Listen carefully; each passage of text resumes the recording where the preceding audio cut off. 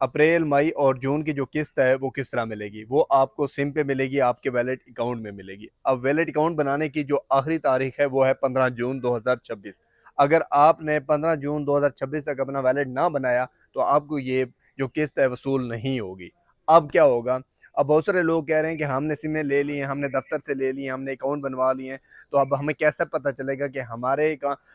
شناختی card number پہ سم جاری ہو چکی ہے اور بنی ہوئی ہے؟ وہ کیسے پتہ چلے گا؟ تو سب سے پہلے آپ نے 8171 پورٹل کو اوپن کرنا ہے اور اس پہ جا کے آپ نے اپنا شناختی کارڈ نمبر انٹر کرنا ہے، اور اس کے بعد کیپشن جو ہے آ رہی ہے، جو یہ کوڈ آ رہا ہے، یہ آپ نے انٹر کرنا ہے۔ اس کے بعد آپ کے اگر